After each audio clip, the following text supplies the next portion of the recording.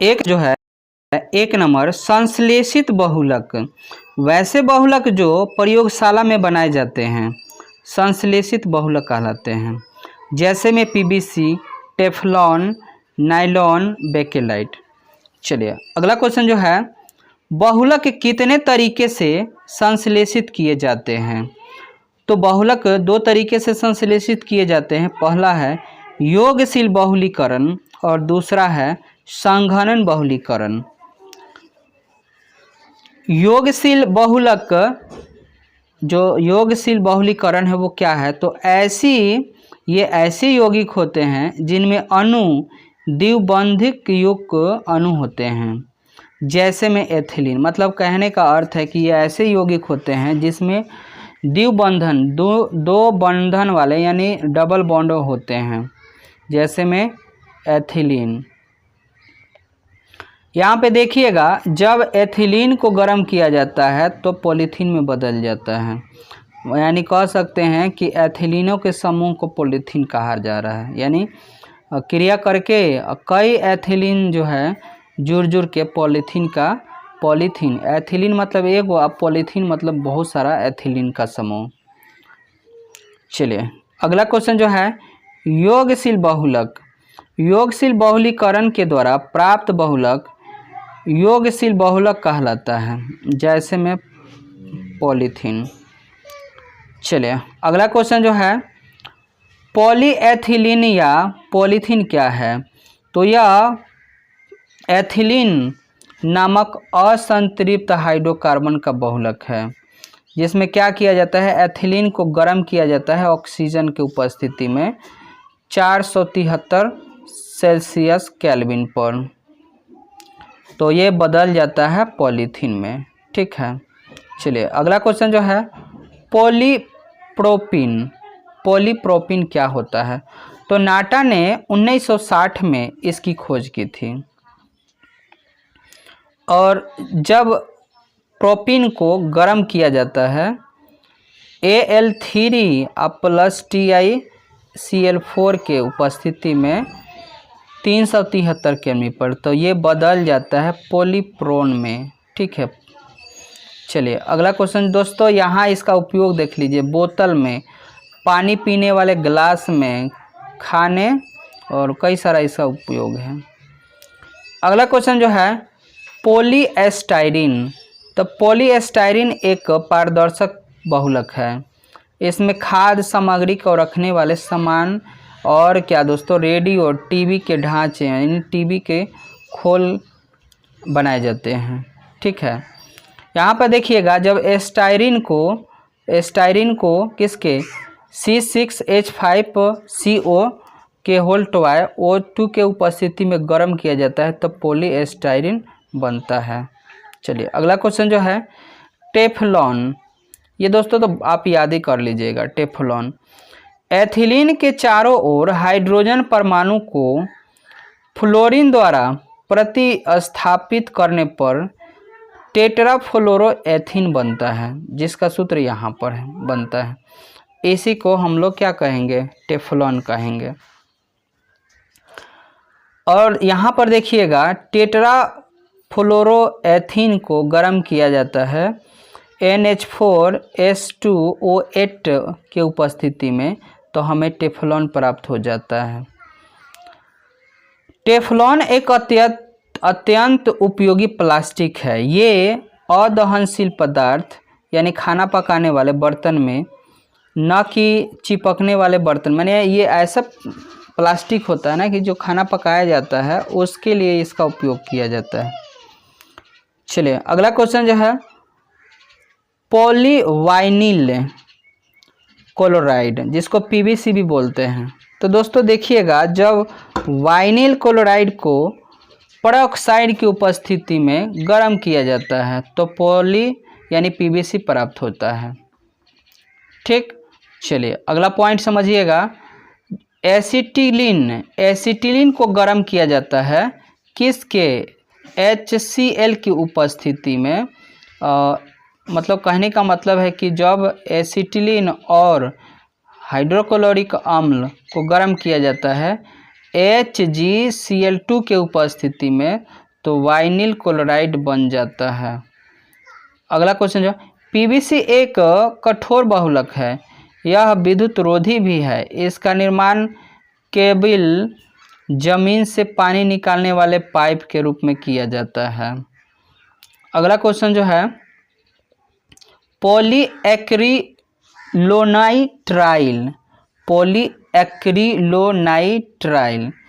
तो देखिएगा एक्रिलोनाइट्राइल जिसको हम लोग विनाइल साइनाइड बोलते हैं, इसी के उपस्थिति में फेरस सल्फेट या H2O2 के उपस्थिति में गर्म किया जाता है तो ऑर्नोल बनता है, या इसी को पॉलीएक्रिलोनाइट्राइल भी कहते हैं, बनता है। ठीक है, और ये जो है जल प्रतिरोधी होता है। जल प्रतिरोधी का मतलब इस पर जल जैसे दरी और कंबल बनाए जाते हैं, इससे तुरंत पानी जैसे सूख जाए, ये होता है। ठीक है, चलिए अगला क्वेश्चन जो है मेथिल एक्रिलेट। तो देखिएगा यहाँ मेथिल एक्रिलेट को गर्म किया जाता है C6H5CO के होल टॉय O2 के साथ, तब मेथिल एक्रिलेट बनता है। ठीक है, यह कठोर पारदर्शक बहुलक है। इसका उपयोग लेंस, वायुयान के खिड़की तथा प्लास्टिक गलाने में लगाया जाता है। चलिए अगला क्वेश्चन जो है संश्लेषित रबर। प्राकृतिक रबर सदृश संश्लेषित रबर जैसे नियोप्रीन का निर्माण कहलाता है। अगला क्वेश्चन जो है नियोप्रीन समबहुलक। यह क्लोरोप्रीन जिसको 2-क्लोरोब्यूट 1,3-डाइन का बहुलक है। क्लोरोप्रीन को एथाइन जिसको एसिटिलीन से प्राप्त किया जाता है। जब एथिलीन को क्या किया जाता है, COCl के साथ क्रिया कराया जाता है तो हमें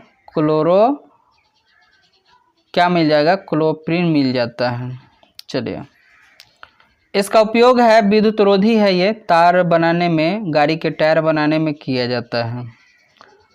चलिए इसको तो आप जरूर ही याद रखिएगा। ब्यूना एन रबर, सोडियम की उपस्थिति में ब्यूटाडाइन का बहुलीकरण कराने पर जो बहुलक बनता है उसे ब्यूना एन रबर कहते हैं।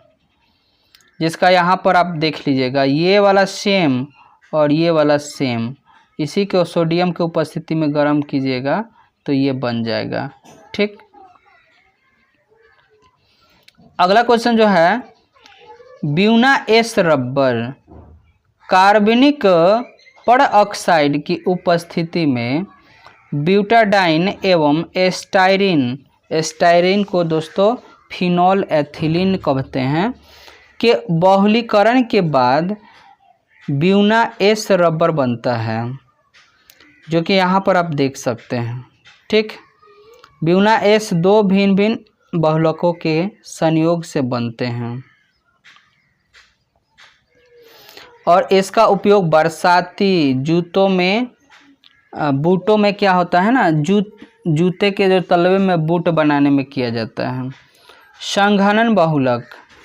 संघनक बहुलीकरण में द्विव या बहुलीकरणशील अणु जुड़कर बहुलक बनता है। नायलॉन एक पॉलीएमाइड रेशा है। इसमें ये क्या है, पॉलीएमाइड जो है रेशा है। अगला क्वेश्चन जो है नायलॉन 66। देखिए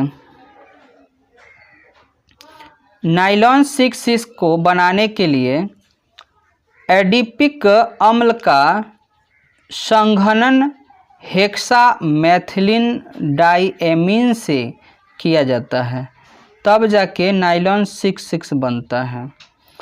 नायलॉन 6 का काम है इसका उपयोग है नायलॉन 6 का कपड़े, पैराशूट, मछली पकड़ने वाला जाल बनाए जाते हैं। अगला क्वेश्चन जो है नायलॉन 6 नमी की उपस्थिति में गर्म करने पर कैप्रोलैक्टम का रिंग टूटकर 6 एमिनो हेक्सोनोइक अम्ल बनता है। फिर बहुलीकरण के बाद नायलॉन 6 बनता है। इसमें कार्बन की संख्या 6 होती है। पॉलिएस्टर जब एक द्विहाइड्रिक अल्कोहल की क्रिया द्विकार्बोक्सिलिक अम्ल से कराई जाती है तो जो एस्टर समूह का निर्माण होता है उसी को पॉलिएस्टर कहते हैं। अगला क्वेश्चन जो है terylene, ethylene glycol plus dimethyl terephthalate दोनों ये क्रिया करता है तब एथिलीन कहलाता है। अगला क्वेश्चन जो है गिलपटल, इसमें एथिलीन ग्लाइकोल एवं थैलिक अम्ल क्रिया करके गिलपटल बनाते हैं। इसका उपयोग जैसे में रंग वार्निश के लिए किया जाता है। अगला क्वेश्चन जो है बेकेलाइट या फिनॉल फॉर्मल्डिहाइड प्लास्टिक, फिनॉल को क्षार या अम्ल की उपस्थिति में फॉर्मल्डिहाइड के साथ अभिक्रिया कराने पर काफ़ी उच्च अनुभार वाले पदार्थ बनता है जिसमें बहुत से फिनॉल वाले CH2C समूह से जुड़े होते हैं जिन्हें बेकेलाइट भी कहते हैं। इसका उपयोग है बेकेलाइट विद्युतरोधी होता है, खाना पकाने वाले बर्तन, बिजली के स्विच और भी बनाए जाते हैं। अगला क्वेश्चन जो है यूरिया फॉर्मल्डिहाइड प्लास्टिक, यूरिया एवं फॉर्मल्डिहाइड को तनु अम्ल के विलयन में गर्म करने पर यूरिया फॉर्मल्डिहाइड प्लास्टिक का निर्माण होता है। अगला क्वेश्चन जो है मेलामाइन फॉर्मल्डिहाइड प्लास्टिक, मेलमैक नामक मेलामाइन फॉर्मल्डिहाइड प्लास्टिक एक अत्यंत उपयोगी बहुलक है। अगला क्वेश्चन जो है ऊष्मीय प्लास्टिक गर्म किए जाने पर मुलायम तथा ठंडा किया जाने पर दृढ़ बन जाता है जैसे में पॉलीथीन, PVC, पॉलीप्रिलीन ये सब है। अगला क्वेश्चन जो है समदृढ़ प्लास्टिक, समदृढ़ का मतलब होता है थर्मोसेटिंग प्लास्टिक। तो देखिए यह ऐसे प्लास्टिक हैं जिनको गर्म करने पर मुलायम हो जाता है और अपने ज़रूरत के अनुसार कोई सामान बना लिया जाता है, फिर इसको मुलायम नहीं किया जाता है, यानी हम कह सकते हैं इसको बार बार हम उपयोग नहीं कर सकते हैं। चलिए अगला क्वेश्चन जो है